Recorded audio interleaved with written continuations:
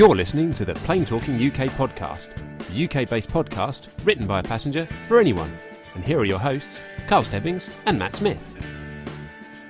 Well, hello and welcome to episode number 111 of the Plane Talking UK podcast. I'm Carl Stebbings, and not with me this week in the kitchen studio, well actually I'm in the living room studio today, is Matt Smith. Matt is currently, he's gone AWOL somewhere on a train in London somewhere, but I have actually managed to find someone in the UK who wants to join me on the show. God knows why he would want to join me on a Friday night. He must have better things to do. So would you please give a warm round of applause to the legend that is Nevil Bounds. Hi, Carlos. Good evening, good morning, good afternoon, depending on where you are. Hope everybody is well.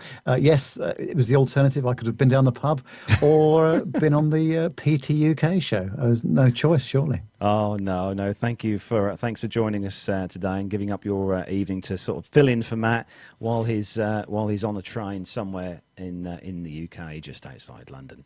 There we go. There's a wide shot there of the living room studio today. It's a different part of the house and this week. But you have joined us, as I said, for episode 111.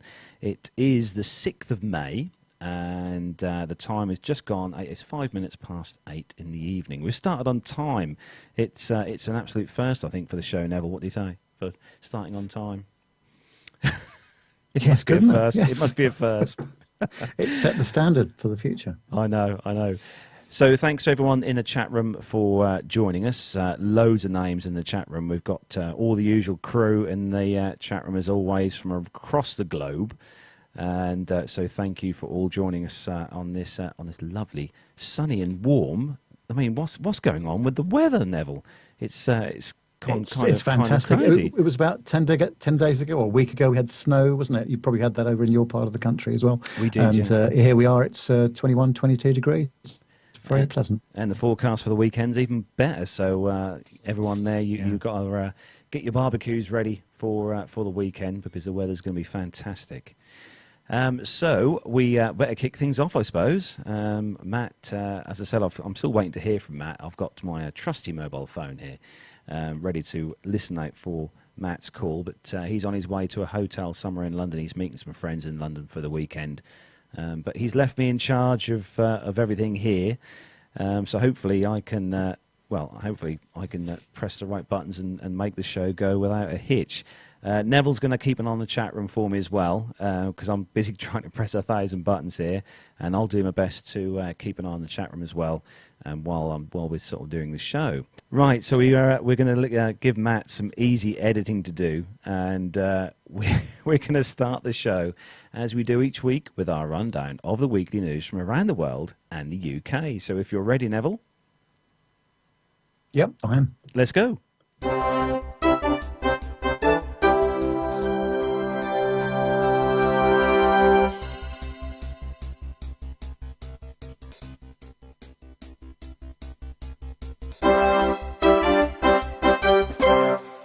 So kicking off this week's first news story then, this one is on the CH Aviation website, and the headline is Amazon Inc.'s freight capacity equity deal with Atlas Air.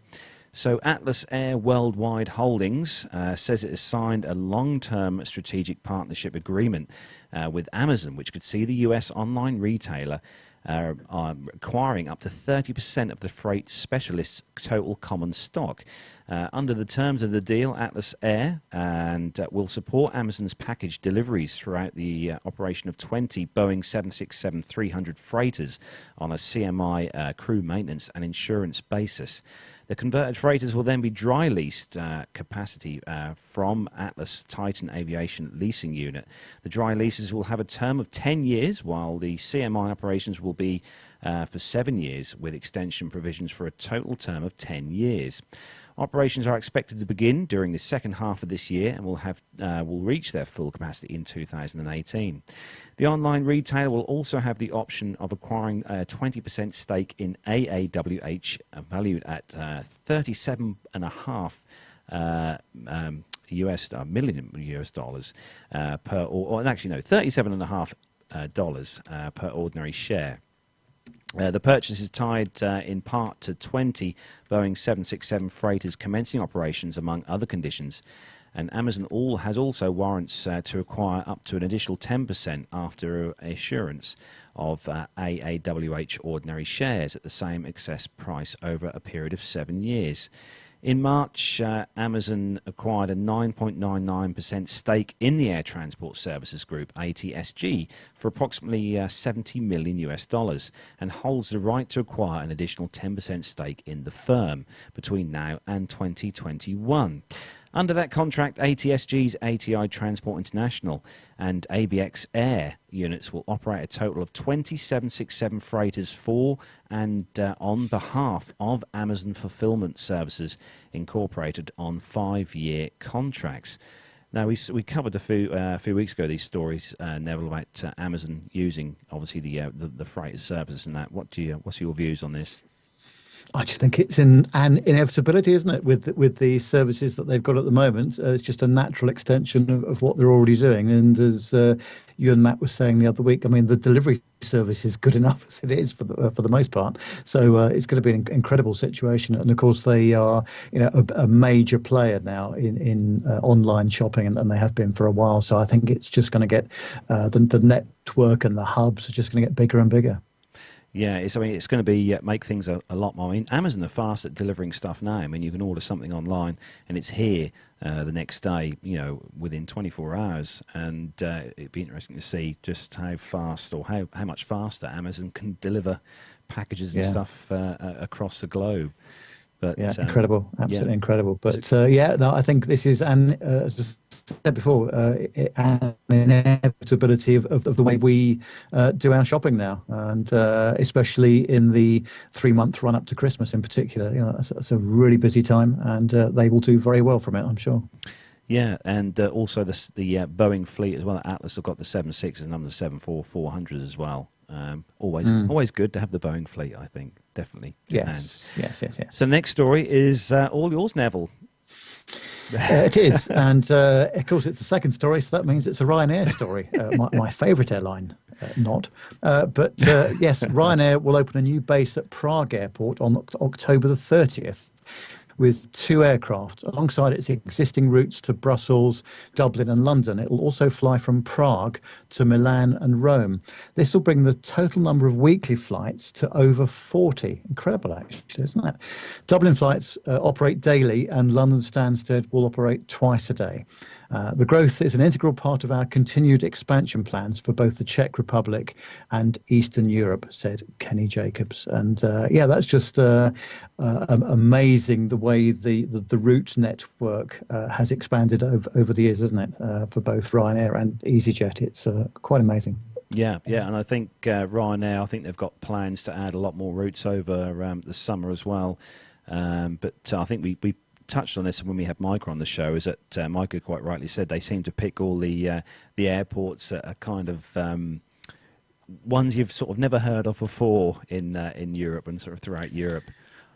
Yes, and there was something on YouTube tonight. Actually, I don't know if anybody saw it at all in the chat room. There was a 48-hour period of time lapse thing, if you like, where they showed the Ryanair and EasyJet flights that operate within the European region over a 48-hour period. And it is a maze of stuff, absolutely incredible. So, and, whilst I might not like the Ryanair product particularly, and although I have flown them both in the past, you can't get away from the fact that both of these companies are 2 major employers in Europe and in Ireland as well. So the value that they bring to the European economy is extraordinary, really, isn't it? Yeah, I mean, a few years back, I flew into Bergerac Airport over in France, and it was quite an experience because the runway there is very, very short. And I think it was the 737s and kind of these smaller, the A319s are kind of the largest aircraft that fly into Bergerac. But, it was one of those weird airports that we went to because it was near to where we were staying. But it was handy because the flights were so ridiculously cheap flying with Ryanair, which is always a thing. Yeah, absolutely. And certainly, if you've got a family of 2, 3, 4, 5 people, you just couldn't do it with the regular airlines, could you? It would just be so expensive. Yeah, exactly. And we'll all continue to use them forevermore, apart from you, of course, Neville. Well, yeah. Right, so moving on to the next story then on the Travel Mole site, this one, and the headline, Thai Airways flight hit by severe turbulence. Now, this is one that I picked up on earlier this week, Neville. I don't know if you saw this one on the Aviation Herald website. I didn't actually, no. There was, for those of you guys who have the app or have this website, the Aviation Herald website run by Simon, fantastic website that is for aviation enthusiasts, but has all the stories on there. This was on there earlier this week with videos and also pictures as well taken on board the aircraft. But the story, a Thai Airways flight hit by severe turbulence was left with 6 people needing hospital treatment. Blood was found on the seats and debris in the aisle after the plane from Jakarta to Bangkok was caught in severe turbulence over Singapore. 1 passenger and 5 members of cabin crew were injured. The Boeing 777 had 72 passengers and 12 crew members on board. Thai Airways released a statement on their Facebook page confirming that the 6 people were sent to hospital. Thai Airways President Champom Jakarta said that the company apologised to the passengers who were involved in the accident, and the company has paid for the cost of medical treatment for the passengers and staff injured. All those who were hurt on the aircraft have returned home from hospital since this during the week. But if you go onto the Aviation Herald website, you'll see the photos inside the aircraft, and it's quite. But I've always said this on the show, and I've said it 1,000 times before. When we're flying long haul, it doesn't matter if I'm sitting there watching a film, watching a film in economy on the seat back screens. I will always have my seatbelt fastened. Because you just never know what's around the corner when you're crossing the Atlantic. Certainly, and I've been in that situation before. Completely calm, cav-okay conditions, and then suddenly there's quite a not a big upset by any means, but a bit of a moment, and that the crew can't see this stuff coming, so all you got to do is put your seatbelt on, and whilst it'll be comfortable, usually turbulence is not that long in terms of duration, and rarely more than moderate, but if you've got your seatbelt on, you're not going to be going anywhere. Right? No. I mean, I've seen it plenty of times. We had quite severe turbulence on our way back from Minneapolis back to the UK in February, and that's probably the worst that I've experienced when we flew back with Delta on the 767-400. But that they did pre-warn us before the turbulence kind of got as bad as it did. And they even sat all the flight attendants down as well, stopped the meal service and everything, and got everyone sitting down before anything kind of went, which it didn't go wrong. It didn't go wrong, but it's quite, for my wife, it was quite distressing. I will say she's not a bad flyer, but even her cage was definitely rattled. So have you experienced any sort of really bad turbulence at all on a flight? Yeah, a little bit. I think the worst one was when I used to fly to Sweden quite a lot, flying SAS and going from Copenhagen to Norrköping in Sweden a few years ago. It was a MD-87, so a shorter version of the stuff that Captain Jeff flies over at APG. And this is before I worked out where the best places were to sit. And, of course, I was right in the back, right next to the engines. And, of course, the worst place in an aircraft to be in moderate to heavy turbulences at the back, and it was horrific. That was 15 years ago, but it's quite rare, this stuff. But at the end of the day, all you got to do is put your seatbelt on, and exactly. As I say, it will be uncomfortable. It might make you feel a bit sick or whatever, but these events usually don't last that long. No, and quite rightly so. Mike has just put in there that in the chat room, to make people feel safe and stuff. What with having the seatbelts and they don't. That Mike has put in there that they don't really inform passengers that seatbelts are truly required at all times. I think it's just something that I normally have in my head all the time. Is to, if I'm sitting down in the seat, to keep my seatbelt fastened, even just loosely. Because we've seen it in the past where these bad turbulence flights and people are lifted out of the seats and kind of hit their heads in the overhead bins and stuff, and it can be quite painful. Yeah, and the crew do their very best to vary the flight that they're at if that's a problem, or slow the aircraft down a little bit. But of course, it depends on the traffic that there is around them, and sometimes it's just not possible to do that. But when it goes wrong, it's normally things flying around the cabin that become a problem. And if people are flying around the cabin or hitting their heads on the ceiling, that's not where you want to be, I don't think. And I would just know someone in the chat room, I can't remember who it was, but I think it might have been Pip, that's saying it's actually, we're getting to the stage where it could be compulsory to have your seatbelt on throughout the flight, unless you're actually getting up. So rather than just a crew advisory, and that may not be a bad if they can't control the thing. It's a bit shame to have to do that, but that's where we are currently, I think. So the next story then, Neville, is all yours. Yes, well, more PAX incidents. A furious passenger on board a holiday flight from the Canaries sparked off a major alert when he claimed that there was a bomb on board after being refused a drink. The man is reported to have been on a Ryanair flight, which took off from Tenerife yesterday evening en route to the Spanish mainland. Spanish newspapers are reporting that he caused a commotion when stewards would not serve him with a beer. Now, I can understand that, I have to say, but there's ways and means of dealing with that. He then claimed that he'd had a bomb which he would detonate, leading to a full-scale emergency. Witnesses said that the man was visibly agitated. The local newspaper said the man rose from his seat and ran down the aisle shouting, "There's a bomb, it's going to explode." No pressure there at all, I'm sure. Several passengers confirmed that the man said, "I'm going to detonate a bomb because they won't serve me beer." The pilots contacted the control tower as the plane came into land at Santiago de Compostela. After the warning by the pilots, Spanish airports and air navigation activated the corresponding protocol and moved the aircraft to a remote area of the passenger terminal at the airport of Lavacolla, reported the local paper. The incident happened at about 10:25 at night. Landing, the plane was surrounded by the civil guard and fire services, and passengers were told to stay in their seats. The man was arrested and the luggage was searched. A spokesman for the airport confirmed that the pilots had activated an alert as a result of an incident on board. The flight landed safely at 9:23 and the alert was deactivated 27 minutes later.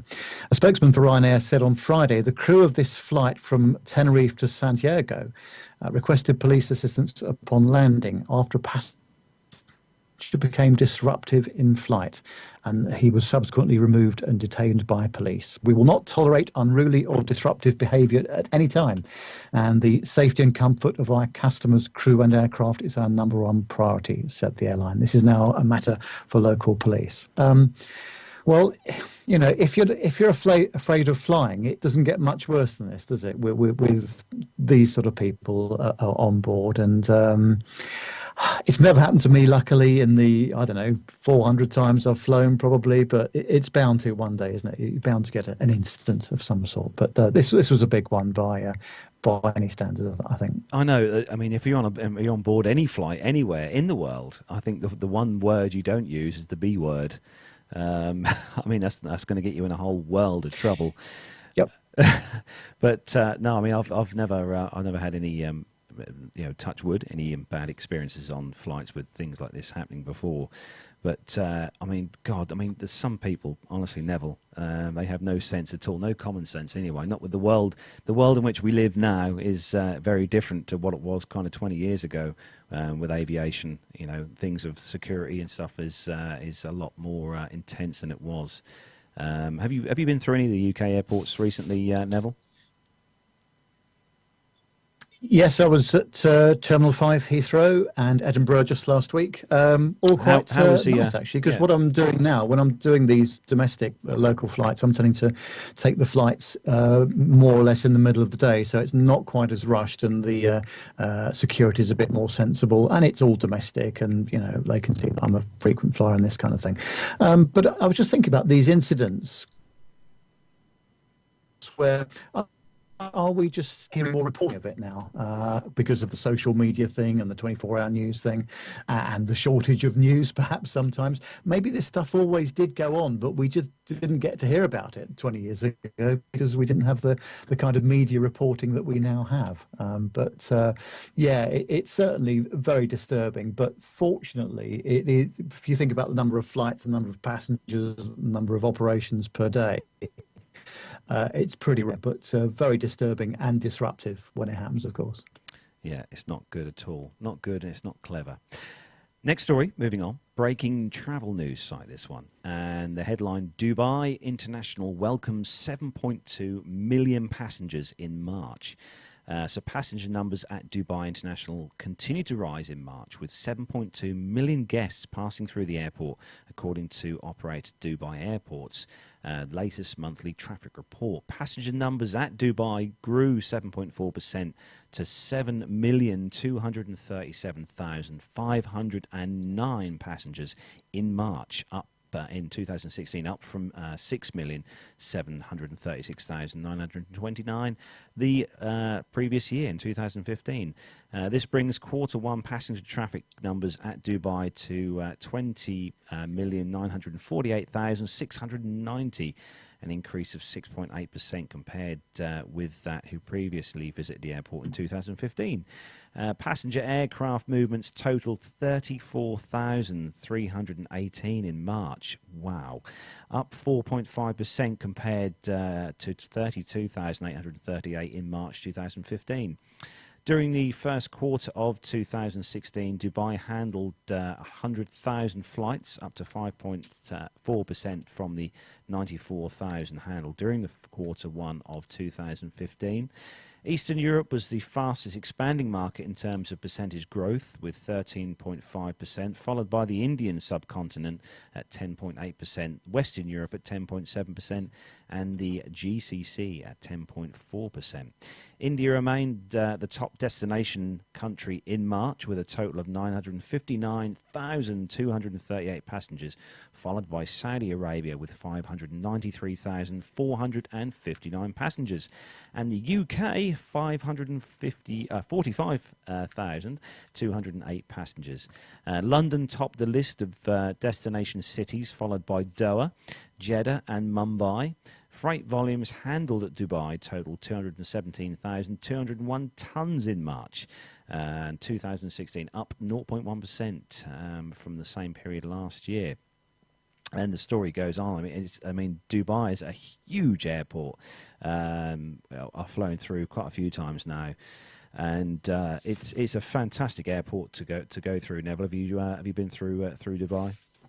Yeah, I did an exhibition in Dubai, let me think, 2006, I think it was. I was there for a week. It's my first visit to Dubai. And apart from the traffic, which was pretty horrific then, but I noticed that it was clearly going to be a very major hub for those people traveling to the Asia Pacific region, and the cargo operations there, everything. It's a massive thing now, and with all of the A380s, a lot of them operating out of Dubai as well. The number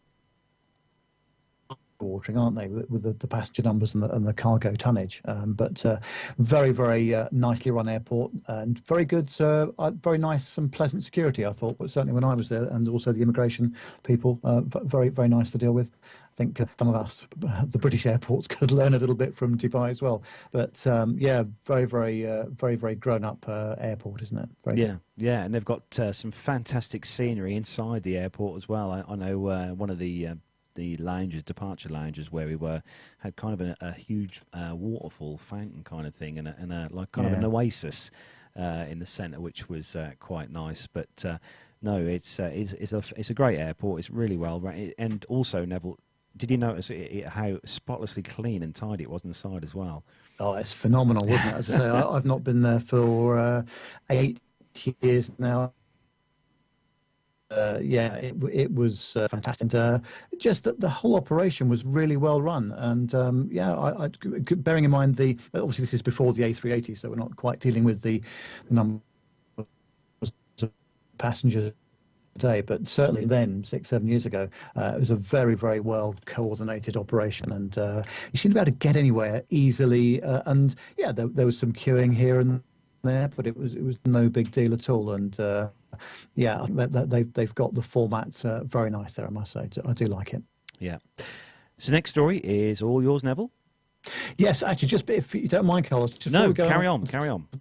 Next story. I've just remembered that whilst I was flying out of Edinburgh last week, I actually flew over Matty Fab, literally, because he was at the bottom end of the runway doing some car auction business.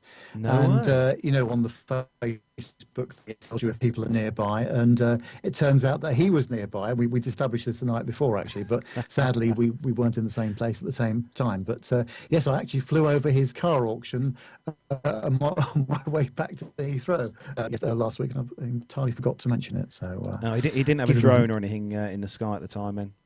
Sorry, what was that? I said Matty Fab didn't have one of his drones in the sky or anything at the time when you flew over. Well, I hope not, because I think we were okay. But yes, no, he was in the car mode last week, so that was quite good, I thought. Yes. Anyway, next story. Next story. An airline I've never flown, but I do like them. I must say that they've got a very good model here. And low-cost airline Norwegian has launched a new airport transfer booking tool for all UK passengers flying Norwegian. Passengers can now arrange a direct collection and drop-off service upon arrival or departure. From today, this was yesterday, I think, passengers can search over 1,500 suppliers on Norwegian's website to book airport transfers to and from Gatwick, Birmingham, Edinburgh and Manchester. Passengers will have the option to travel by taxi, private transfers, chauffeurs, limousines, trains and buses for direct connections to a designated address. Thomas Ramdahl, who's the Chief Commercial Officer at Norwegian, said, "Our new transfer service will give leisure and business passengers a fast and secure journey to and from the airport." While offering a door-to-door service, Norwegian is giving passengers even more peace of mind when travelling. As such, we expect our passengers to make use of the new transfer tool, which will enhance their journey from start to finish with Norwegian. Norwegian's new transfer booking tool is for a car hire partner, Car Trawler, where members of Norwegian Reward, the airline's award-winning loyalty program, can also earn cash points, which can be used to make cost savings on all flights. And I must say, as earlier, I've not flown with them, but they're really getting their act together now with the kind of routes that they're flying and the kind of services they're operating. And I would imagine that the fares are pretty competitive. More and more of these aircraft as well at Gatwick and Edinburgh when I've been there recently. So yeah, it's a success story, certainly. Yeah, Norwegian is one of those airlines I always say on the show that I'd love to fly Norwegian. I think one of the flights I'd like to take with them is their Dreamliner service across the States, which they run, which apparently is supposed to be quite good value for money, Neville. Yeah, it is. Yeah, absolutely. But no, and, I was just trying to. I was supposed to be going to Las Vegas in June this year, and I was booking the flight a little bit late. And even in the cheap seats, going with BA, they want £1,400, and it's just far too expensive now. And so, with people like Norwegian coming in with the long haul ops, I think that they're going to kick up a bit of a fuss actually, and some of the more traditional airlines are going to have to relook at their pricing model, certainly. Yeah, it's one of those things. Is like me, Neville. I was looking at flights this week, and for going back to Oman via Dubai at the end of this year in October. We've got friends who live out there, so we like to go out and visit them. And the difference in flights prices between airlines is quite amazing. You went from £1,400 with Oman Air to flying direct to Oman. BA came in at just over £1,000. That was via, I forget where it was via. It was via, it's off the top of my head now. It was via somewhere, I think it was via Dubai. I was going to say almost certainly via Dubai, I would have thought. And Yeah. bizarrely enough, at £520 return via Istanbul was Turkish Airlines, believe it or not.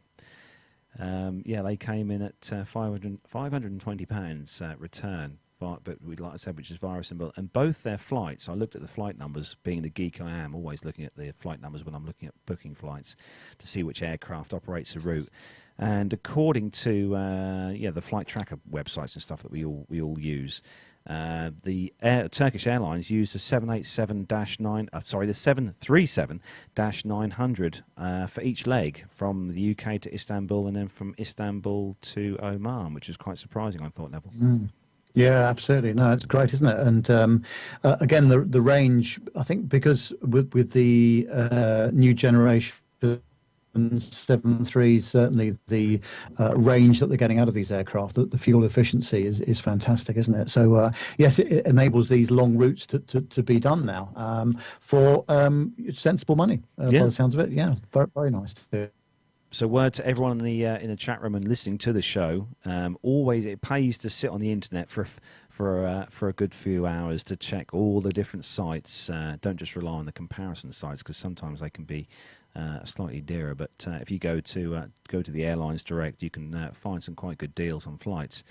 And some of them are even cheaper if you choose a time of flying which is not very nice. The flights are even cheaper, Neville, which I'm sure you've found yourself before. Yes, that's right. It's certainly, if you're prepared to fly at 6 o'clock in the morning or 9 o'clock at night, then there's deals to be had. I was just looking at the chat room, and it reminded me, Masha was just saying that the US have got this big problem at the moment with Norwegian, haven't they, about allowing them access to some of their big hub airports, because it's a problem in terms of competition. So it'll be interesting to see how Congress deals with all that. Competition's good. We need war between airlines. So moving on then to the next story, and this one is on the Flight Global site, and the headline, search continues for missing parts from Norway helicopter crash. Now this we covered, Neville, you may remember in last week's episode we had the video of the rotor blades and the actual unit in the air, in midair. That was one of the videos that was on the news feeds. The story then, Norway's SHT Accident Investigation Board is to resume its search for missing components from the Airbus helicopters H225, which crashed near Bergen on the 29th of April. In a statement, SHT said the main focus of its search will be for parts connected to the main gearbox, and this will continue as long as required. Preliminary information contained in an emergency airworthiness directive issued by the European Aviation Agency on the 3rd of May suggested in-flight separation of the main rotor hub from the gearbox, or the main gearbox. Investigators have previously ruled out pilot error as a cause. SHT adds that components so far retrieved have been moved to its facilities in Lillestrøm, where they arrived on the 5th of May. Here, the SHT will continue its efforts to sort and analyse both components and other information, it says. 13 passengers and crew died in the incident when the CHC helicopter service operated Super Puma Lima November Oscar Juliet Foxtrot came down near Troy following the flight from an oil platform. I'm going to put that picture up on the screen for those of you in the chat room. You'll be able to see some of the parts, the wreckage there in the hangar there, which they've recovered from the sea. So it was a terrible crash. You definitely it's one of those crashes. I mean, for someone to actually have the footage as well, Neville, of what happened at the crash. Yes, I mean, I don't really understand rotary operations at all, because I don't understand the flying bit of it. As far as I'm concerned, it should actually screw itself into the ground when it takes off. But in these situations, if you have an engine failure at any kind of altitude, you expect to be able to do an auto rotation. But if you've lost the blades, there's no chance of that, is there? And my colleague that I went to see in Edinburgh last week, actually, a business colleague, he regularly operates out of the oil fields from Aberdeen, and I think it's every 6 months they have to do proficiency checks in the local swimming pool to make sure they can get out of an aircraft that's crashed and this kind of thing. So the operations across the North Sea are there's a lot of them, and the safety standards are very good. But of course, the weather typically out there is pretty horrific. And going over to Norway and Bergen and Stavanger and that part of the world too. But of course, that failure could have happened at any moment, and it's one of those things that it is a catastrophic failure with no out, as it were, because most aircraft operations, whether they're fixed wing or rotary, you've always got a bit of a plan B somewhere. But certainly if you've lost the blades, that's the end of that, isn't it? Yeah, it's terrible. Matty Fabs just said in the chat room, he was just asking whether anyone's seen the video of the rotor blades spinning round. We covered that in, like I said, we covered it in the last show. We had the video on there, but you can see that on YouTube. I think it's on there. But it was quite a dramatic video, really. Seeing the rotor blades just rotating in air, coming down to the ground. That they had completely separated from the helicopter itself, and it for the passengers on the flight, it must have been terrible. But hopefully they will. Hopefully try and find out what exactly happened to the helicopter and put things right for the future. Yes, it's one of those things, isn't it? Aviation accidents are rarely the cause of one single item. It's usually a sequence of events, or the Swiss cheese, as we all call it, where a certain number of things come together to cause a failure. But this was a catastrophic failure by any standards, wasn't it? Certainly. Yeah. Next story then, Neville. This one is for you. Yes, well, Boeing asks, can the 737 MAX fly with a missing winglet? Flying with a missing winglet is now part of the flight test program for the 737 MAX, says Boeing President and General Manager Keith Leverkuhn. The wingtip-mounted devices reduce fuel consumption by cutting down on the swirling vortices linked to the higher induced drag. They're also susceptible to damage by wayward service trucks, and we've seen a bit of that at a number of airports with trucks and so on going into winglets and what have you. The 737 MAX is equipped with a Boeing-designed dual feather winglet, which includes a downward-pointing ventral strake that is even more at risk to accidents on airport ramps and taxiways. It's not rampant, if you'll forgive the pun, Leverkuhn says, but it is happening. Winglet damage is costly annoyance for airlines, especially when it occurs at a remote outstation with no maintenance crews. Airworthiness rules dictate that an aircraft with winglet damage cannot carry paying passengers. It is allowed one ferry flight to an airport when it can be repaired. So I guess that's part of the minimum equipment dispatch list, isn't it? To avoid that complication on the 737 MAX, Boeing hopes to clear some of the re-engined aircraft to be safe to fly a load of passengers, even if some or all of the winglet is missing because of an accident, Leverkuhn says. We're going to test different configurations, he says. We're going to fly it full up on one side, and we're going to take the lower panel off on the other side and go fly it. And then we're going to do the opposite, and then we're going to fly with both out. The tests will be used to validate a proposed condition on the minimum equipment list for the 737 MAX. The minimum equipment list must be approved by the US Federal Aviation Administration, but is not part of the Part 25 airworthiness certification. Boeing's analysis has already suggested that a missing winglet or winglet panel should not pose a safety risk, but those results need to be verified in flight tests. Two possible concerns are introducing a flutter condition and causing a change to the stability and control of the aircraft, Leverkuhn adds. Flutter occurs when aerodynamic, inertial and structural forces interact in a way that, in a best case scenario, produces a buzzing sound.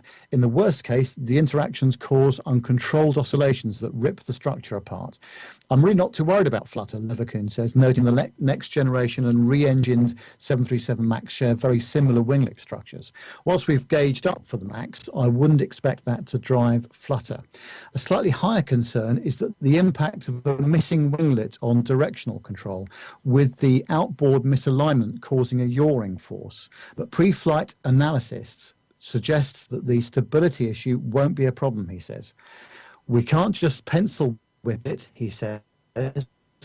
How about that for an American expression? We have to go demonstrate it. So that's quite interesting, isn't it? So if you've got a missing winglet, it may no longer possibly form part of the minimum equipment list if someone dings it on the ground. So that'll be interesting to see how those tests, what results those tests produce. Yeah, I mean, we've seen a few accidents in the last sort of few months now where aircraft, or in the last few years, where aircraft have lost winglets.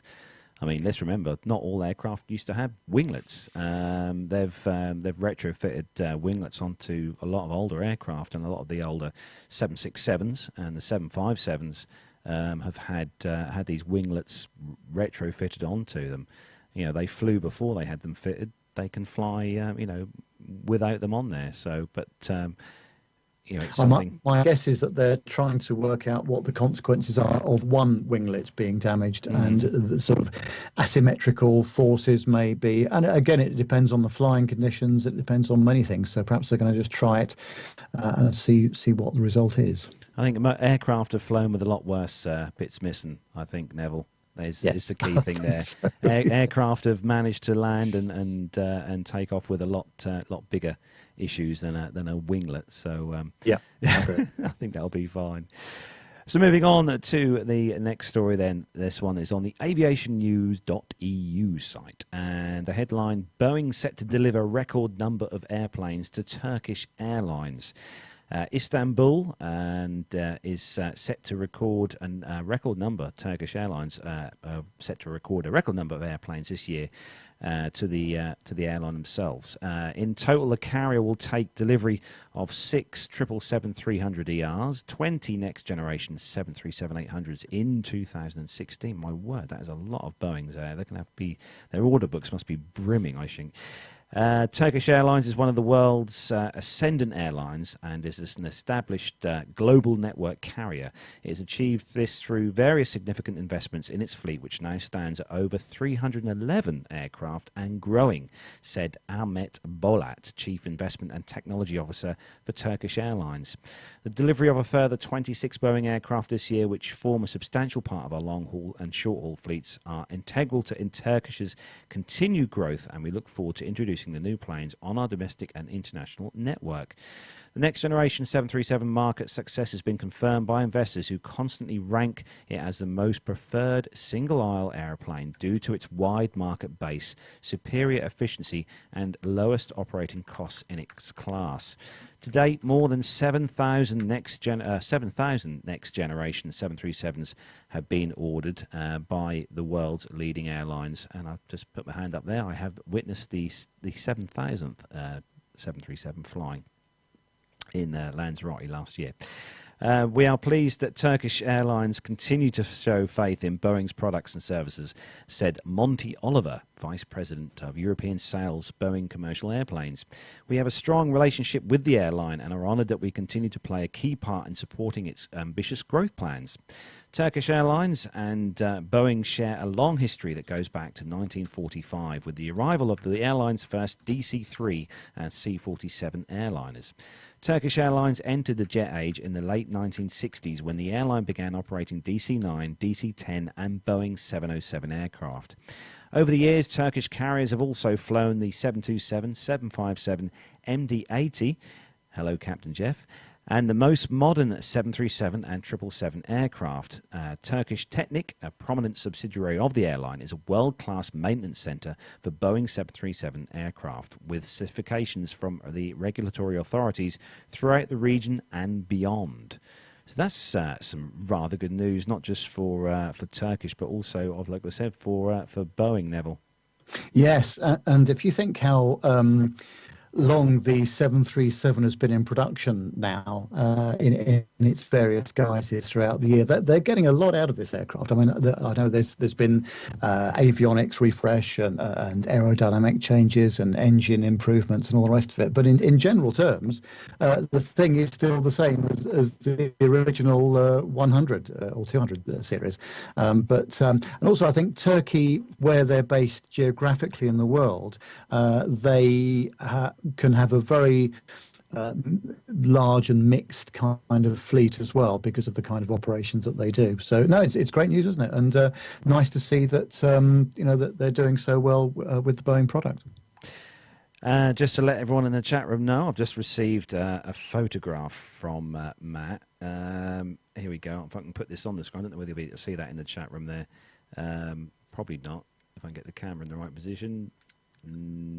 Probably not, no. Well, he's actually sent me a photograph from London City Airport, which is rather kind of Matt. At least he's getting his fill of aviation stuff there, even though he can't quite get to his hotel. But no, back to the story at hand. No, it's one of those great stories, I think, Neville. Yeah, definitely. No, that's good news, isn't it? And so often you hear airlines and manufacturers going through some really horrific times, but no, it's good to see that things are on the up there, definitely. Yeah, I think every week, Neville, we cover a story where Boeing and Airbus have got a huge order. We covered one not so long back for Airbus and that, and I think it was with Delta for the 321. And every week I think we cover another news story about another airline ordering upwards of 10 plus aircraft, brand new aircraft. Their books must be filled to capacity. Yeah, and so if you think about going back, let's say before you were born, Carlos, where aviation and travel by air was not necessarily a luxury, but it wasn't anywhere near as popular as it is now, with people being able to take long-haul flights, medium-haul flights for pretty sensible money, generally speaking. So the capacity requirements have just gone up and up. And obviously with things like the 777, the A380, the A350, the larger capacity aircraft as well. This is making a massive difference, and obviously the more people we can get on a plane, the cheaper it is per passenger. So and I think the theme of this is just going to continue. Clearly, my only regret is that we're doing it at 0.8 Mach and not Mach 2. But there we are. We've had that. I don't think we're going to see Mach 2 in my lifetime again somehow. No. We'll have to do the speed we do. Mike has put in the chat room there, he said quite rightly that the 737 was way before the A320, which is very correct there, Micah. It was. Yes, absolutely. And, So the next story then is all yours, Neville. Yes, well, it's my favourite airline, so I don't mind talking about it. It's British Airways, and they extended their pre-order meals to Gatwick long-haul flights. British Airways is rolling out its pre-order meal service for customers on long-haul flights from Gatwick. The service was successfully introduced at Heathrow in 2014, and customers can select their meal between 24 hours and 30 days before their flight using the Manage My Booking on the airline's website. BA has added several new long-haul routes from Gatwick this year, including Costa Rica, New York, Lima, which launched today. It launched actually on the 6th, and Cape Town starting on November the 24th. So that's quite good, isn't it? Actually be able to pre-order your meal for up to 30 days before your flight. Hope they keep it in the fridge because it might go off. But I understand that people's meal is quite important, certainly on the long haul stuff, especially if you are vegetarian or vegan or whatever it is, and try to get the right meal for you is quite a big deal sometimes. And certainly they can't deal with short notice situations very often. So the ability to pre-book it at the time of your flight, or certainly to log into your BA account to do it, is a good thing, I think. Yeah, definitely. I always ask this because I have to say, I've said this on the show before, never flown with BA. What's their kind of level of service in your own words, Neville? I mean, I've got to say, and I've got to say straight off, I'm quite biased. It is my favourite airline by a long way. I've got a lot of points with them now, got a lot of status. But even without that, I do like the onboard service. They're very passenger centric. A lot of people, though, actually, a lot of my colleagues have said that they find their service a bit arrogant, a bit stuffy. But I don't find that myself. I've not found that on the short haul or long haul ops, and they really do go out of their way to try and give you the best service they can. Of course, in the old days when I used to fly to Edinburgh from Heathrow, 20 years ago, you had a nice cooked breakfast on the plane and all the rest of it. But now you get a small sandwich. But in order to reduce the flight costs, they've reduced the catering on a lot of the short haul services, because you're on the plane for 55 minutes or an hour, so you don't necessarily need a nice cooked breakfast. Although I do miss it, I must say. That was the highlight of my flight. I think it's something we're going to have to do, I think, on this show, is we're going to, for all the listeners who are in the chat room right now and all those listening through the audio podcast available through iTunes, I think we should have a kind of poll, our own top 10, I think, of airlines.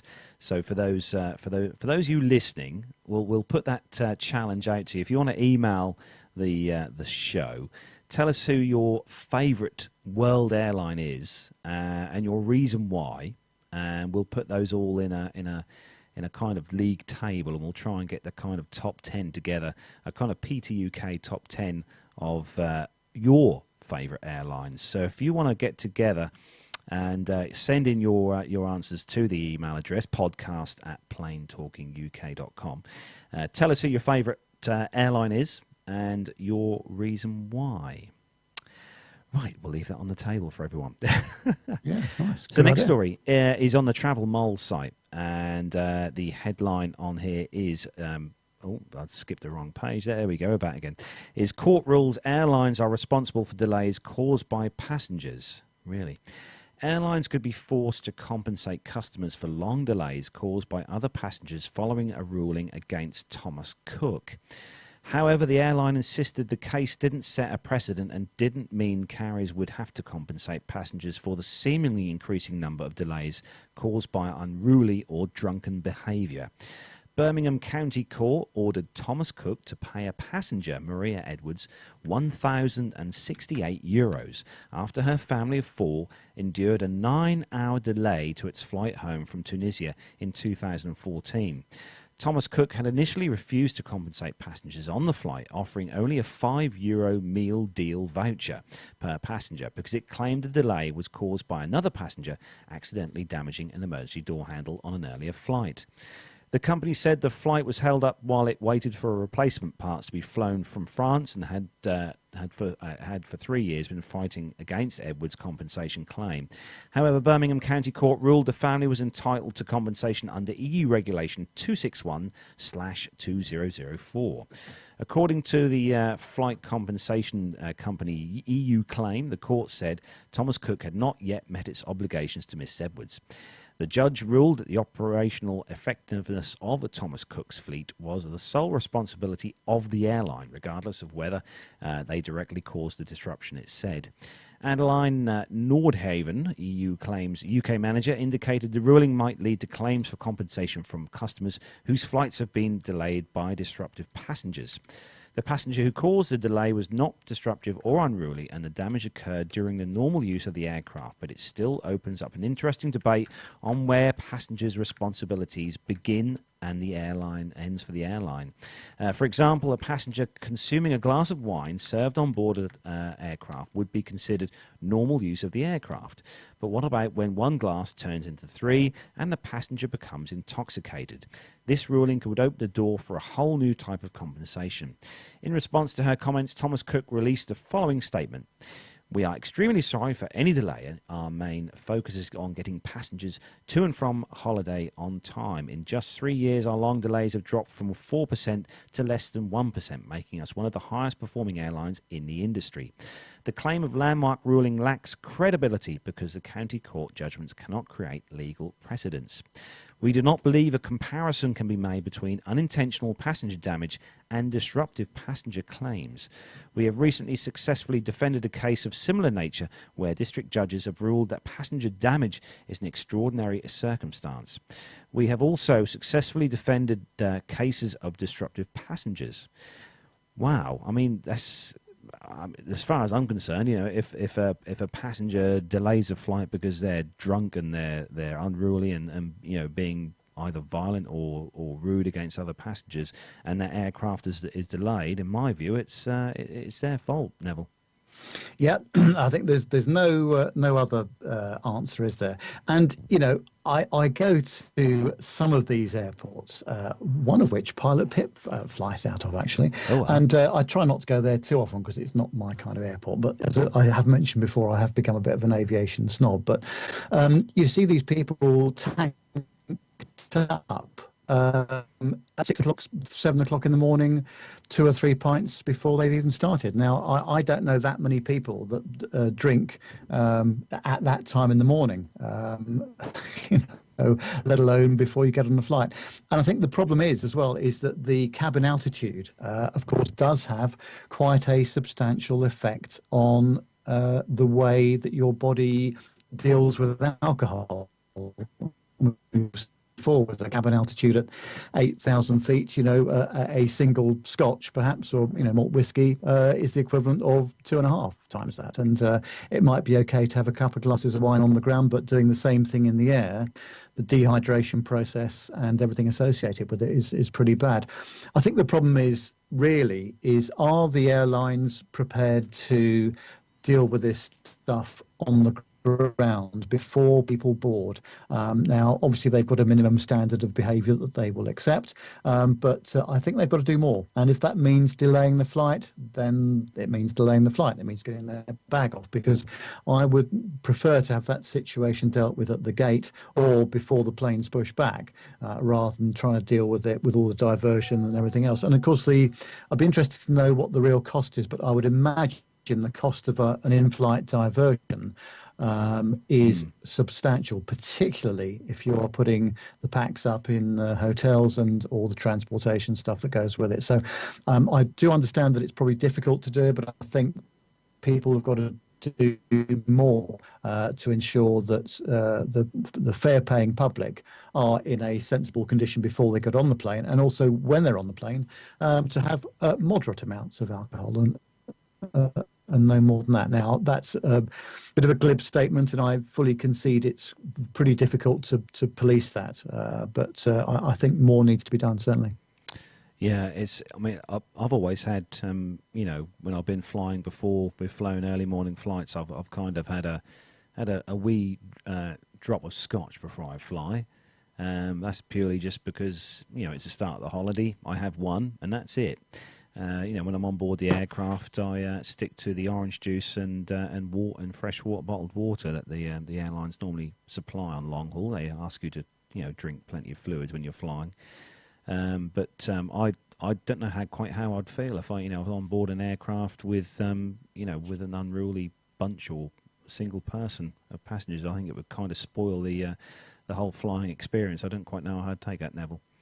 It does, doesn't it? And of course, going back to the situation we've spoken about before, with people that aren't so keen on flying, my other half, as I've said on a previous occasion, is just not keen on flying at all. And so I try and make the experience the best I can for her. But inevitably, if something kicks off on the flight, that's entirely out of my control. And I just hope and trust that the crew are able to do something about it. But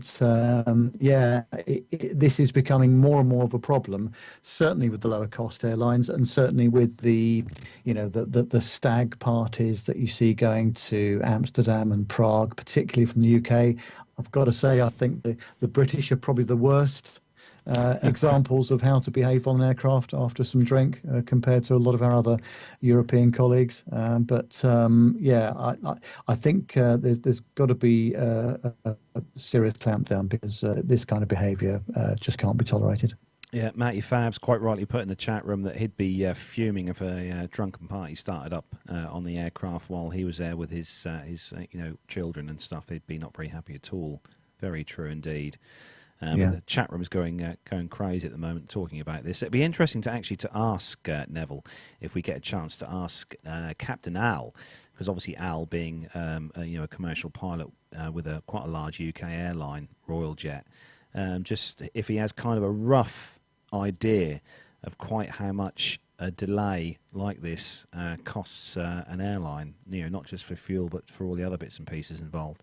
Well, imagine if it was a multi-sector day. Imagine this started at the beginning of the day, and of course, we know what the turnaround times are like these days. They vary from, 25 minutes to an hour or more, maybe. And just think of the knock-on effect that has if the aircraft is out of position or has to divert, or the crew go out of hours. I mean, you imagine that kind of scenario as well, where you've got a crew that can't fly perhaps the final sector of the day because they've picked up a delay because of an unruly passenger at the start. So yeah, you could get the calculator out, and the sums of money involved are well into tens of thousands of pounds or dollars or almost any currency you like, really, because it's the consequential knock-on effect, and the aircraft being out of position and crew being out of position potentially as well, I think.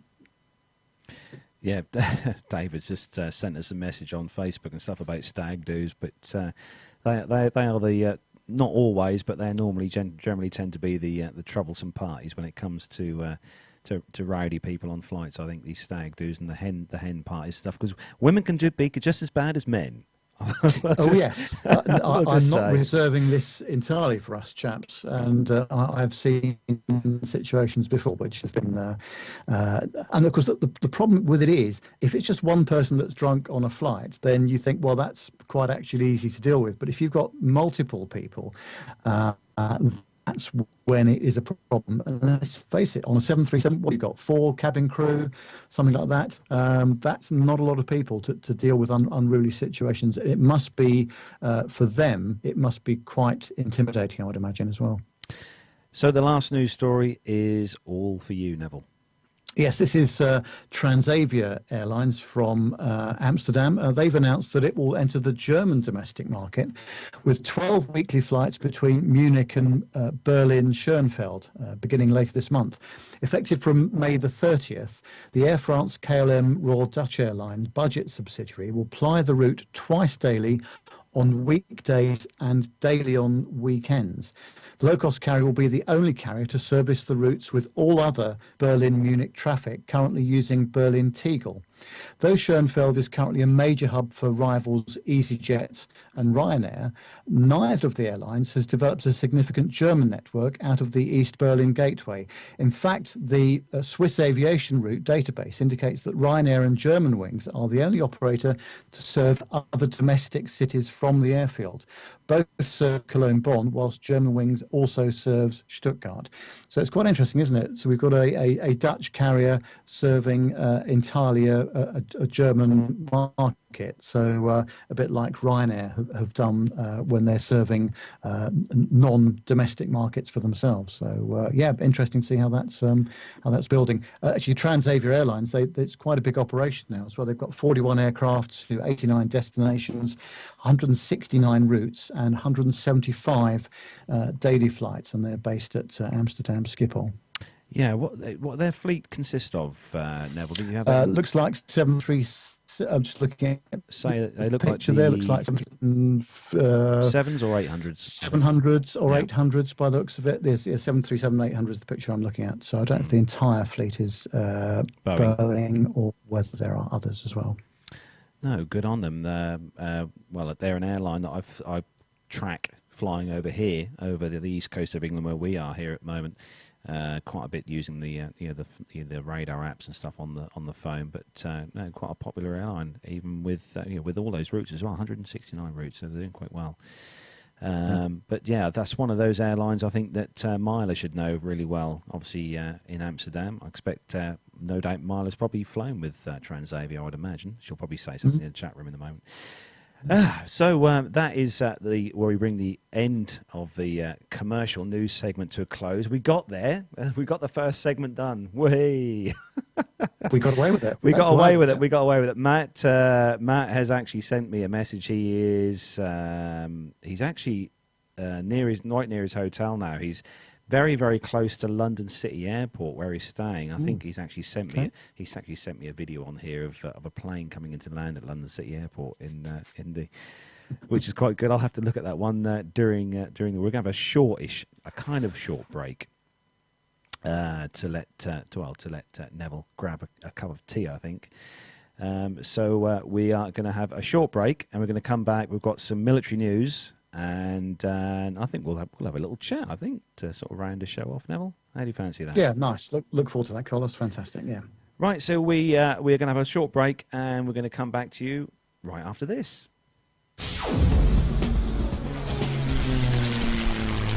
Find this and other great shows at the Aviation Media Network. thevoicesinyourhead.com.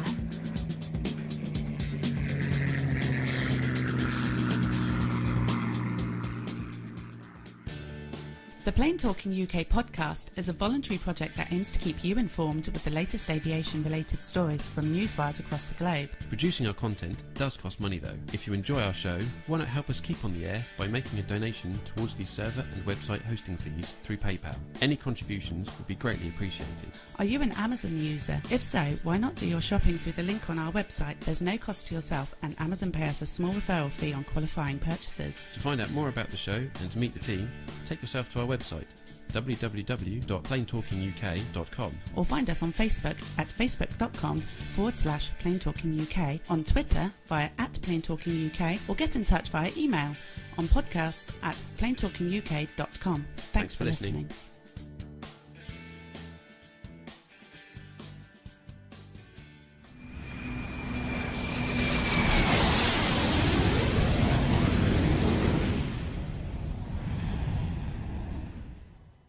And I'm back. Here we go. I'm back on the show as always. Oh, blimey! It's been a rather interesting first half of the show, I will say, without Matt being here. Like I said, Matt has gone to London for the weekend, and he has left me in charge of everything here in the studio, including all the buttons and stuff that he normally presses. So hopefully, for those of you who are in the chat room in the world of YouTube, hopefully everything is working and sounding okay. If not, if you could send your complaints, please, to Matt Smith at Plain Talking. No, I wouldn't say it. Actually, you won't have any funny business, you know. No. Oh, hello, Neville. You've had a quick tea break. Comfort break, yes. Comfort break, yes, That's yes. Good. So we have got some military news to bring to you. So if you're ready, Neville. Yeah, absolutely. Off we go. Let's go.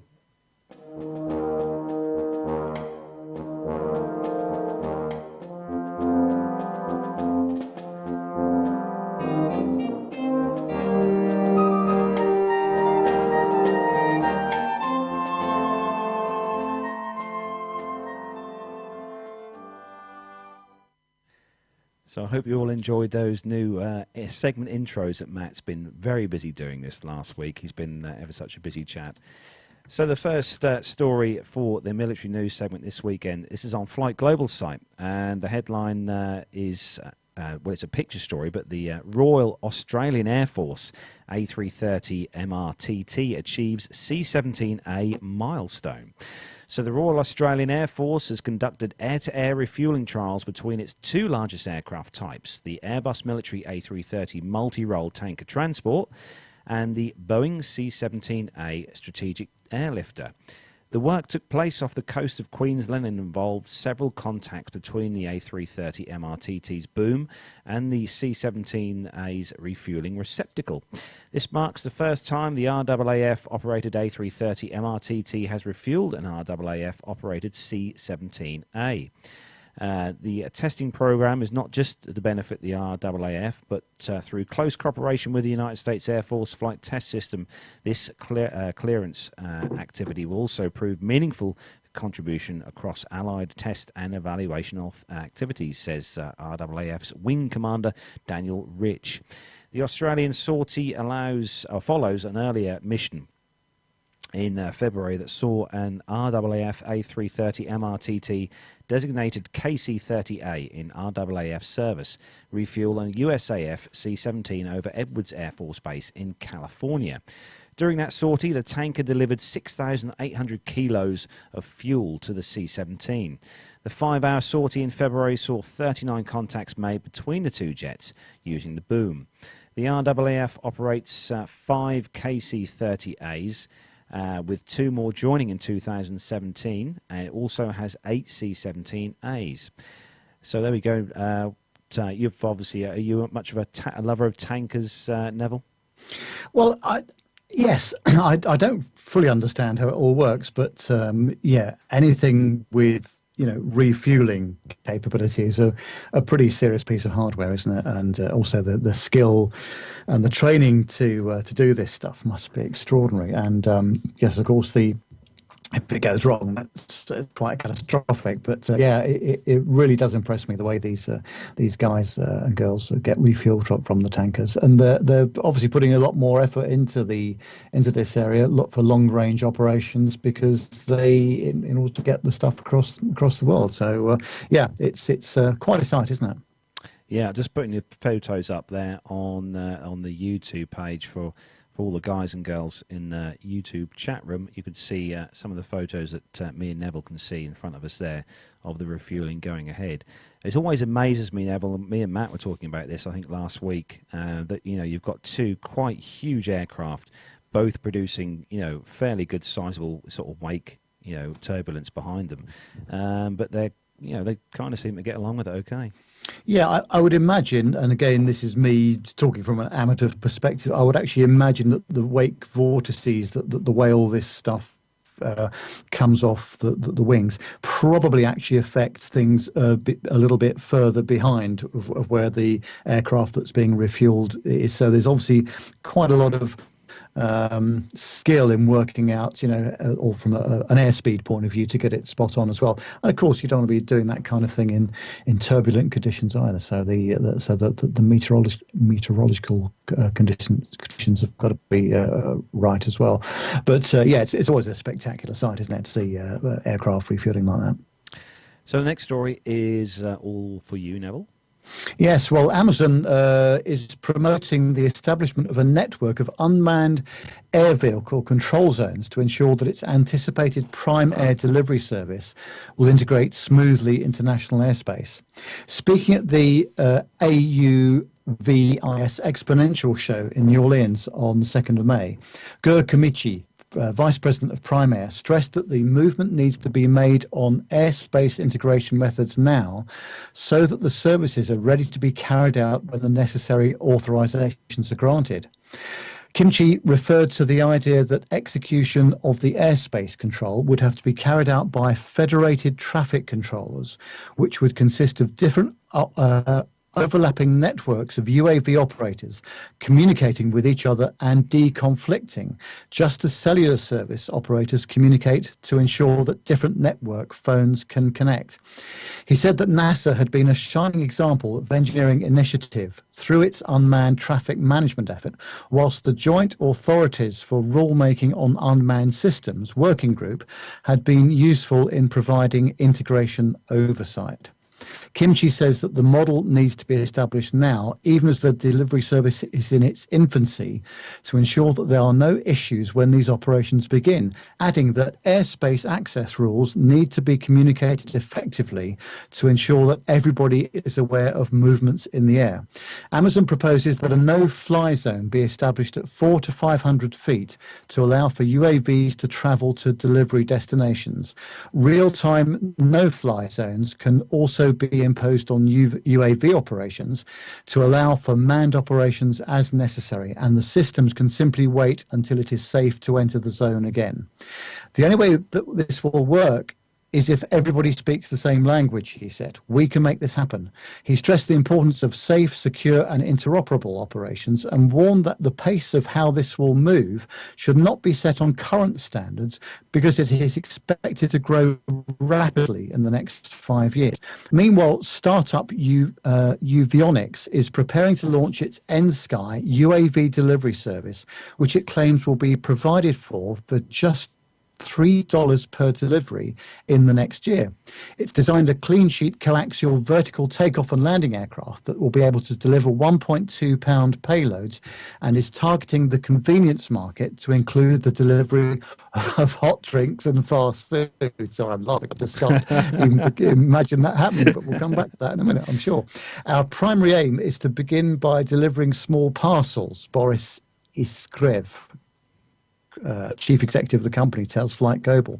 Avionics is aiming to deliver within a 12-mile radius and is moving away from the need for warehouse dispatch by offering the system to retailers to operate in-house but be controlled remotely by the Avionics. Regarding airspace integration efforts, the company is optimistic that the challenges will be overcome by the US FAA. Dream on, to allow for such operations. We have seen a much more aggressive approach from the FAA with regard to integration recently, Iskrev, president of the company, adds. The system has a number of monitoring and redundancy systems integrated to ensure safety, including a parachute recovery system if the battery fails. Wow. Do you honestly think you Neville, couldn't make it up, could you? I know. Do you honestly think, Neville, that this is going to be, a massive global reality, that we're going to have drones delivering our, packages from Amazon?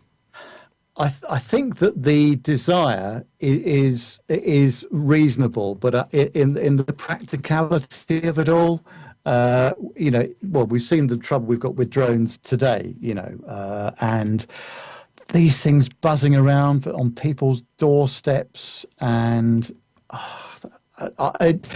it's. I think the thing is that if Amazon and all these sort of large logistics and delivery companies were doing a bad job, then you might say, actually, we've got to find a way of getting stuff faster to the doorstep. And there might well be an argument to have here about this, but I don't get it. I just don't understand it. And if we can't even speak the right or the single language of English in aviation operations, from a human point of view, what chance have we got with this stuff? And I may be proved wrong, but as I see it, it's going to be very difficult to integrate all this stuff properly. But clearly, there are people and the FAA, and maybe the CAA here in the UK and the operations in Europe as well. Maybe there is a desire to make this stuff work, but I will be interested to see whether it really does or not. I mean, are they going to have some sort of kind of centre somewhere where all these people are sitting in these little, huts, controlling all these hundreds and thousands of drones delivering parcels all around the UK? Kind of like the thing you can kind of see on the films and stuff. The drone operators sitting in these rooms and stuff. I mean, are they going to have? Do you think they'll have some sort of a room full of people controlling, or do I think they'll be run by GPS? Well. All you have to do is look at, let's think of a comparable industry. Let's say my industry, the audiovisual and broadcast industry and the media industry. The compact disc came out in 1981, I think it was, and we all said, "Oh, it's fantastic," But if we thought about that probably 5 years beforehand, we thought, "Well, that's never going to work. They're never going to get 80 or 90 minutes of music on this little disc, which will be available for people to use at home." And actually, within 20 years, we've actually gone to the end of the compact disc's life. I mean, when was the last CD you bought? Carlos, for example, we're downloading stuff from the internet, we're sticking things on USB sticks. So whilst on the one hand I'm saying this just sounds and looks ridiculous, if we fast forward 10 years maybe, this stuff could really be happening for real. But in terms of how it's controlled and how they're going to get or mitigate the risk of collision, I mean, with people, animals, cars, it's, I don't know, it doesn't feel right, but I stand to be surprised and delighted if it works. Watch this space, everyone. Yes. Or follow the UAV digest, one of the two. You know, you can go on there and listen to to Max and David talk about UAVs, and they'll probably have the inside scoop before we ever hear about it. Well, actually, I mean, to be fair to these guys, these are serious players, and they know far more about it than I do. And there is clearly a desire to make this stuff work, and there's a lot of skilled professionals, trying to make it happen as well. So I shouldn't get it from those guys, but we will see, won't we?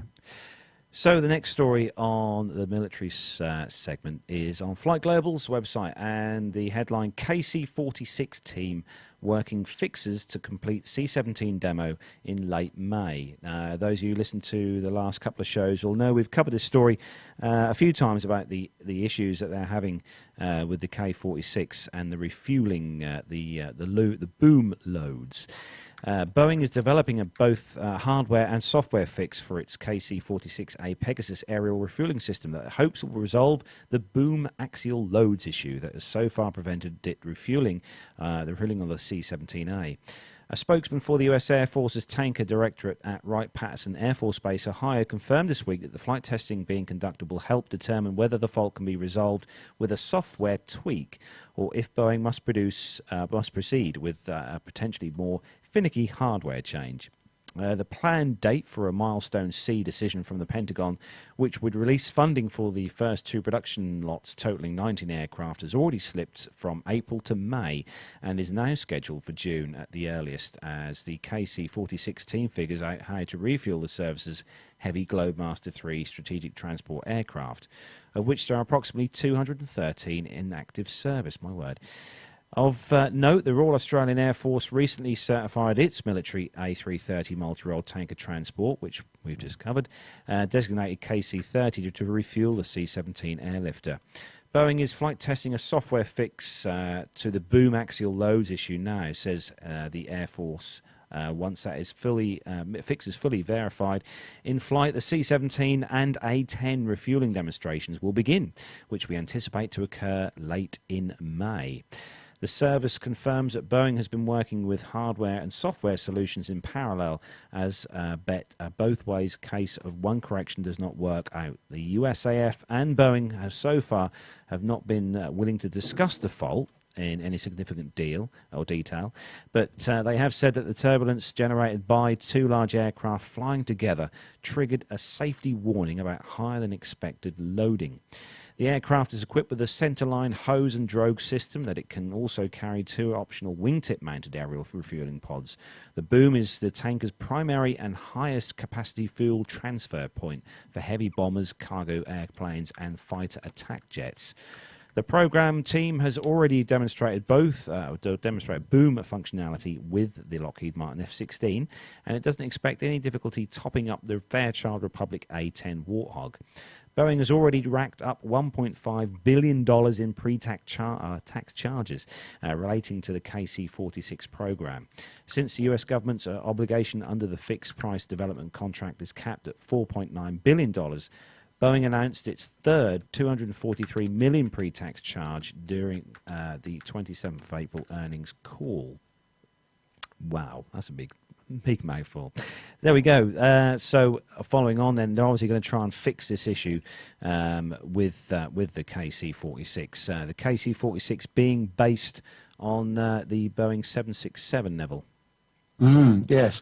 I think when there's things to be fixed like this, it's always a difficult situation, because these with the internet and everything, stuff becomes very quickly, and obviously the manufacturers, Air Force, want to minimise, I would imagine, some of the information that gets out there. So there's always things going on, and there's lots of software and firmware going on, isn't there? So and these things happen, don't they? And they need attention. But I think that there's always a good plan to fix stuff. But it's just a question of how they go about it, I guess. So the last story then, all yours, Neville. And this is a rotary story. Sikorsky will roll out its first optionally piloted UH-60A Black Hawk later this year, ahead of a full flight campaign that will commence in 2017. Unlike the fly-by-wire UH-60MU demonstrator aircraft that's currently loaded with the Lockheed Martin-owned helicopter manufacturer's Matrix autonomy software, the vintage A model has a mechanical mixer that must be swapped with an electrically controlled mechanism amongst several other flight control changes. Sikorsky picked the A model specifically to prove that it could automate even the oldest Vietnam War era helicopters and even fixed-wing aircraft eventually. These computer aircraft will be capable of switching between 2, 1 or 0 pilots, depending on how super dangerous or super boring the mission is. Vice President of Sikorsky Innovation, Chris Van Buten, told Flight Global at the AUV SI Exponential exhibition in New Orleans this week. He says Sikorsky can quite elegantly replace the necessary flight controls, and part of the exercise of converting the A model is to measure how long it takes and how much it will cost. Van Buten believes that it will be a relatively inexpensive and quick process, and he hopes that the US Defense Department will request at least one upgrade to independently validate those data points. In addition to the UH-60MU, Sikorsky's Matrix technology is installed on the group's fly-by-wire enabled S-76 Sikorsky Autonomy Research Aircraft, SARA. Van Buten says that the Black Hawk conversion will be a pathfinder for how to drive autonomy into all UH-60 variants, as well as Sikorsky's mainstay commercial products, the S-76 and S-92. The Lockheed division is also exploring applications for fixed-wing aircraft through its involvement with the US Defense Advanced Research Projects Agency's Aircrew Labor In-Cockpit Automation System. Yes, is the acronym for that program. That work is ongoing at Sikorsky's Systems Integration Laboratory in Stratford, Connecticut. Van Buten says that Sikorsky's primary focus will always be vertical takeoff and landing platforms weighing more than 4.5 tons or 10,000 pounds or so, and not smaller unmanned air vehicles. That puts safety and redundancy at a premium because these aircraft are not expendable like small UAVs. The company has been discussing possible roadmaps for the integration of optionally piloted rotorcraft with various communities within the Defence Corporation, but there's also a significant pull from the commercial sector, particularly regarding the S-92. It's been fascinating that the commercial interest has been just as intense as the military interest, so we're running the two in parallel, he says. They've seen it in the S-76, and they've seen it in some Black Hawk demonstrations. They've been able to see it in a flight simulator, and now we're really implementing it in an optionally piloted Black Hawk prototype. Since the merger with Lockheed, Sikorsky Innovations and Skunk Works in Palm, California have got together to swap ideas and technology plans. Lockheed developed the unmanned Kármán K-MAX cargo helicopter for the US Marine Corps, so there's plenty of overlap with Sikorsky's Matrix flight control technology. The Marine's two K-MAX helicopters have been retained in a flyaway status and are due to move from Lockheed's hangar to the Yuma Proving Ground in Arizona later this year for capability demonstrations. So we're now seeing rotary aircraft with optional pilots. I mean, you associate a UAV as being something reasonably small, that's controlled, from the ground as such. But this is a UH-60, Neville. This isn't just a small, tiny rotorcraft that's going to be controlled, autonomously. Again, it's a bit like the drone delivery to your house. I don't get it. I don't. Now, obviously, these are designed for going into big military war zones and operations and that sort of thing. But man, that's going to take some technology to do that, isn't it? I'll follow it with great interest. But I really didn't realise that this stuff was really happening. No, I just thought it was a pipe dream, really. No, and now we know. I mean, that's one of those stories we covered quite a few episodes back. Now is a kind of a lot smaller, kind of. I think it was a Bell product that they'd designed as a UAV kind of helicopter on board a ship. I think it was on board a ship. I can't remember. I have to look back at the records, but that was the last military story for the segment. We've just got one that we actually got sent through to us this week as an email. Neville, you should have this in your inbox. It's a news story that was sent to us by one of our listeners, William Hardcastle, and the story was actually on the Independent, and the headline was "What happens to your body during a flight?" And it kind of says if you've ever flown on a plane before, the chances are you've suffered a few unpleasant symptoms. New infographic shows exactly how cramped conditions and constant pressure can create an environment that leads to dehydration and other illnesses. And it was compiled by comparetravelinsurance.com.au. It claims that catching a cold is over 100 times more likely when a person is travelling by plane due to recirculated cabin air. And there's a diagram. Neville, you've got that in front of you there. There's a diagram. What happens to your body after boarding a flight? One of these is that you won't be able to hear or taste. It says here that a third of your taste buds are numbed when flying at high altitudes.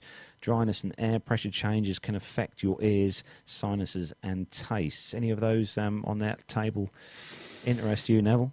Most of them actually, but obviously it affects different people in different ways, doesn't it? And I'm just wondering, and we mentioned this before, I think, didn't we, about the more modern aircraft that are made out of composite materials with the ability to reduce the delta P. Yes, we've got delta it in P. Yeah. Thank you. And reducing cabin altitude to 6,000 or 6,500 feet, something like that. Just wondering how this is going to improve things. There's a lot going on there, isn't there? And I think in the ideal world, really, just drinking as much water as you can and trying to keep some movement going. And there was the case, I think, just a fortnight ago of one of the ex-Concorde pilots that had taken a long-haul flight back from, I think it was Thailand, and he had suffered from a DVT and sadly succumbed to it as well. So, when we're in these sort of fairly cramped conditions as well, you've got to try and keep moving around the cabin, and you've got to try and keep hydrated if you can. But it always affects people in different ways. And certainly one of these, Neville, on here, I'm just reading it, says you're exposed to cosmic radiation during a 7-hour flight from New York to London. You're exposed to the same dose of radiation as an X-ray. Yes, I'm not quite sure about that. This was discussed on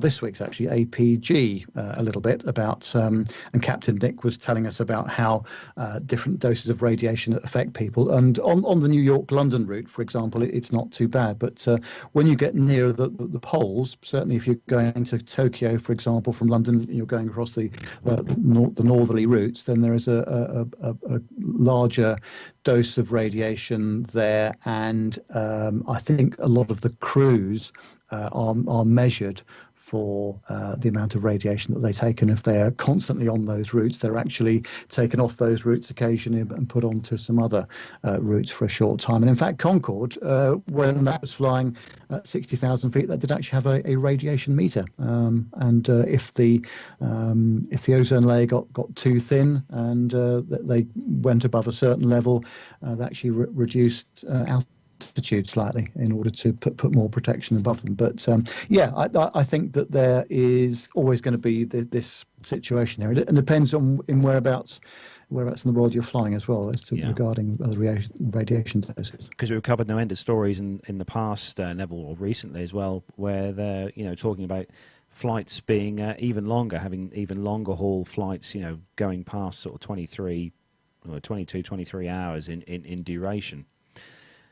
So this could be even more of an issue, but they've done their tests. I'm sure that we're all safe as houses when we're flying. Yes, you said last time, didn't you, that when we chatted that you would relish the 17, 18-hour flights. The longer the better. I did exactly. I absolutely love. I don't know. I love flying. I absolutely love flying. I don't. There's never been a flight I've got on which I've hated. There's been one that I wasn't too happy in, but that was a Tu-134A with a Russian airline, and quite rightly I was a bit worried with that flight.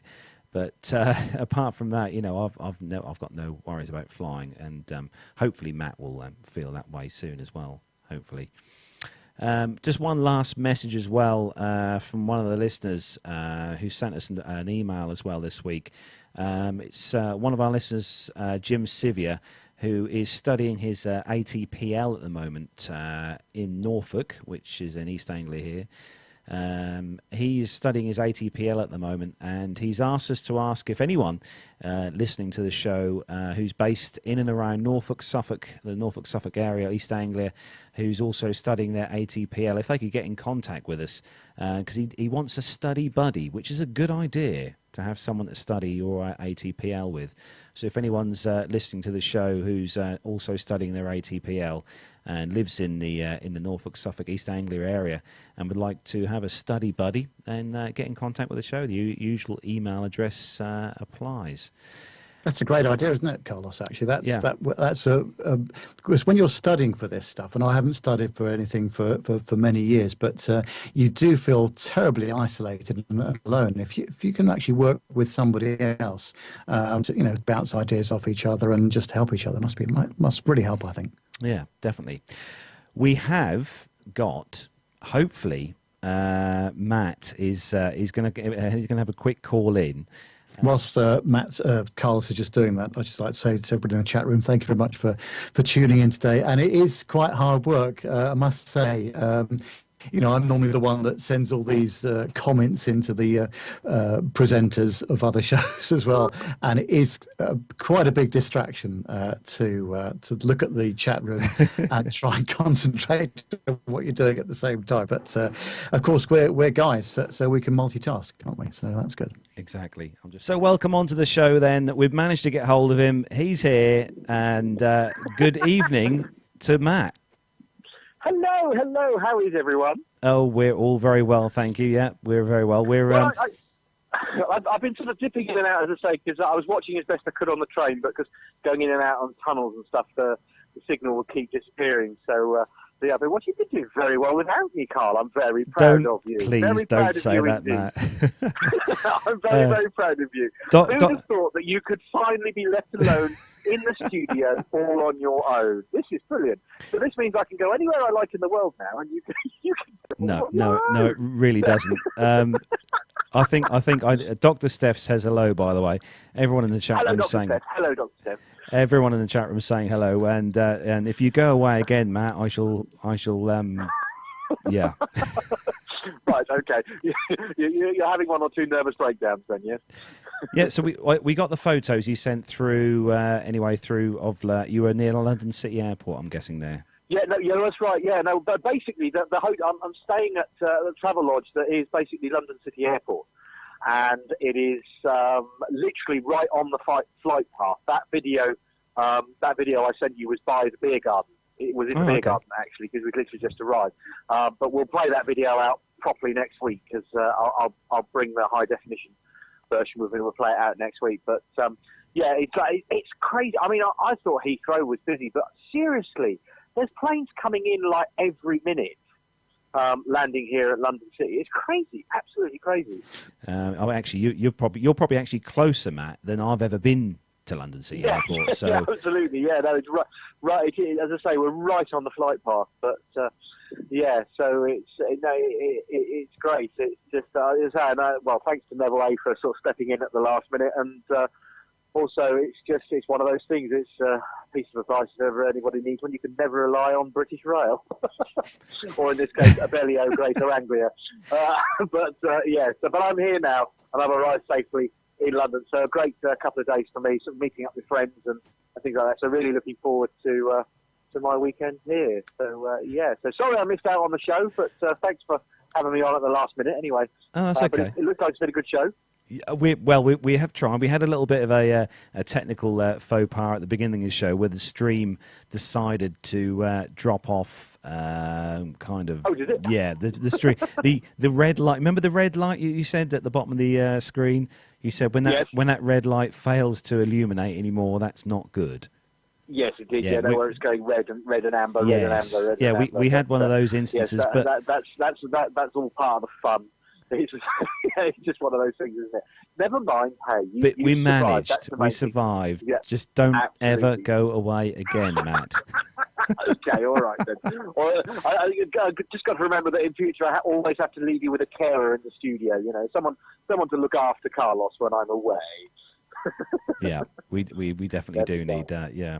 So have you got some food on the go then, Matt? Yes, no, the food's just arrived. I've just popped outside to have a quick chat with you. Okay.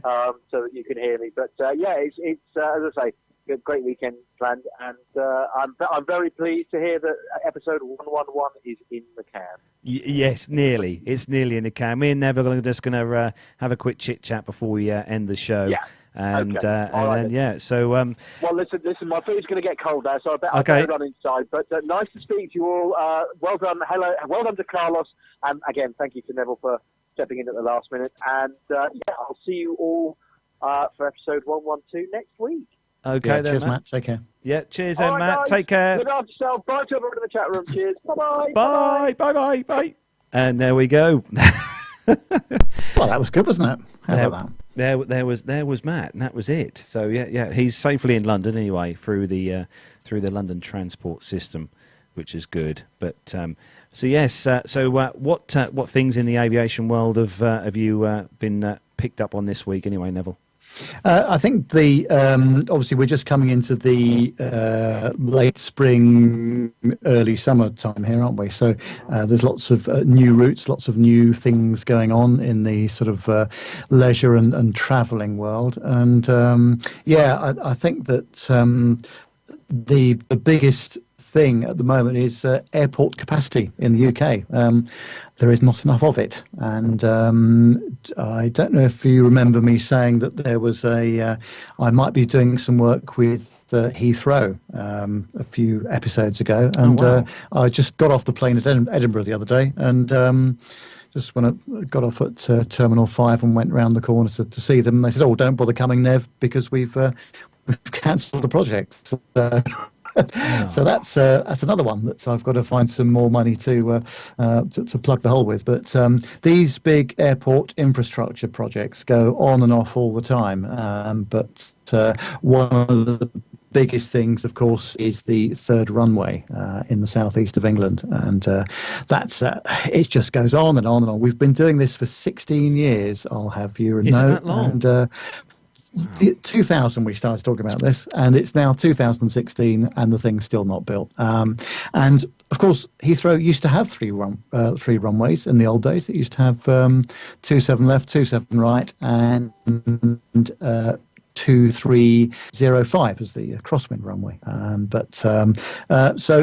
It's a big problem in the southeast of England. I'm amazed they've not built a second runway at Stansted, for example.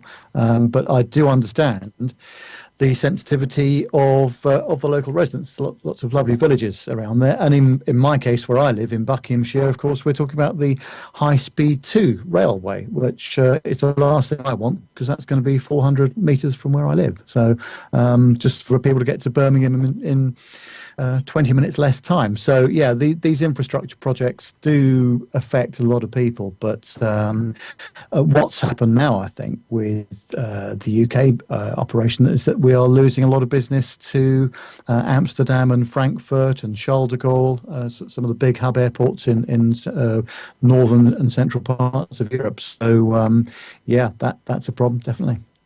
So we, a few weeks ago, Neville, we sent an email to our local airport, which is Norwich International Airport, with regards to possibly just going to the airport to have a chat with the people that run the airport. And a bit disappointingly, I put it in the chat room earlier that we got an email back this week, and it was quite an abrupt and, I wouldn't say nasty, but it was a very clear-cut answer, and it kind of basically said, "We're not interested. Go away." And I thought that was very, very poor public relations. I think from on the side of Norwich Airport, that they basically told us to go away. I think what I've noticed is that there are some regional and local airports that are run by people that have people on the staff that are really interested in aviation and the local community and try and be as helpful as they can. And there's other airports and other types of business as well that are it's just there to do a job. It doesn't matter what it is, and they don't have the enthusiasm that you and I have for aviation, for example. So yeah, that was a rather poor response there, I would have thought, from a part of the country that Norwich is actually a pretty decent size airport and has some interesting routes, and I think there's a lot of maintenance goes on at Norwich as well, from if I remember correctly. So yeah, that's a bit of a shame, isn't it? Yeah, but it's a shame. It just well, not upset me, but it just annoyed me a bit. It could have been worded slightly different, the email they sent. But there we go. We have got something else lined up for either the end of this month or June, which some of you may know about. I think you know about this, Neville. Yes. Which we've got lined up, which is going to be very good indeed, especially for me and Pip, because Pip's coming with me on this particular trip that we're going on. To a part of the UK. I'm not going to say anything else because I've just there's a few people who do know about this, but we're going to try and keep it a secret as much as we can for as long as we can. Yes, I know about it, but obviously I won't say anything about it. But it is seriously exciting. Yeah. So it's something really to look forward to. Definitely. Yeah, it definitely is. So don't forget, for those of you guys in the chat room and obviously listening through the audio side of things, we've set you that little task there earlier on in the show to tell us who your favourite airline is and give us your reasons why. If you send us in, as I said, send in your answers to the show on the email address podcast@planetalkinguk.com, and we'll compile them all together, and we'll sort of over the next couple of weeks put them all in a list, and we'll see who comes out as top trumps in the realms of the airline world. Just do our own little PTUK top 10. Matty Fab's in the chat room. He said, "Give us a clue, Carlos." No, I'm not giving any clues away. no clues away. There's not really a clue I could give them, Neville, is there? That would be it's all or nothing, isn't it? Really, yeah. So it will have to be nothing until you're ready to make the announcement. Yeah, it's definitely true.